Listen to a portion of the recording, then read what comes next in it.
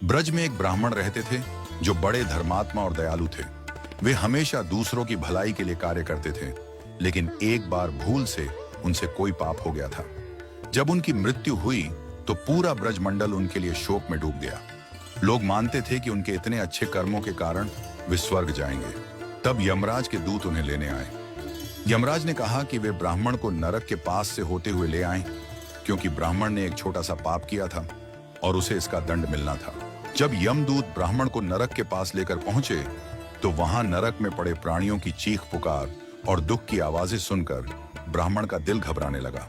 वे जल्दी जल्दी वहां से जाने लगे, लेकिन इसी समय नरक में पड़े जीवों ने उनसे प्रार्थना की।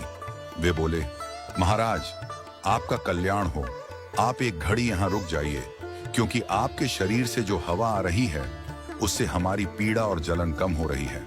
हमें इससे बड़ा सुख मिल रहा है।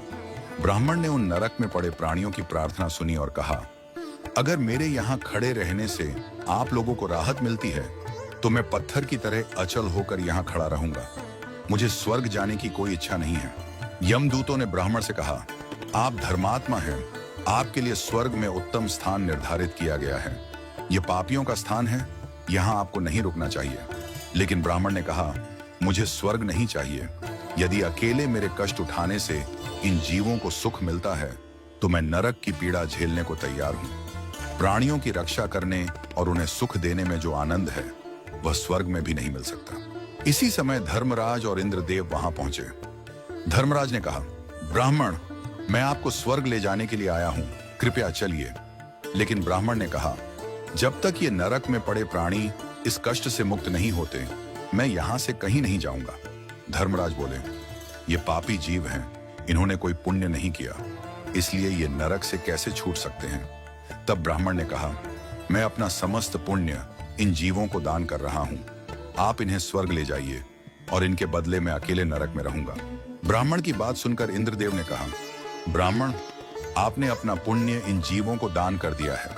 अब ये सभी नरक से मुक्त हो चुके हैं और आपके साथ स्वर्ग में जा रहे हैं। ब्राह्मण ने कहा, मैंने तो अपना समस्त पुण्य दान कर दिया, अब मुझे स्वर्ग में क्यों ले जा रहे हैं। इंद्रदेव हंसते हुए बोले, दान करने से पुण्य घटता नहीं बल्कि बढ़ता है।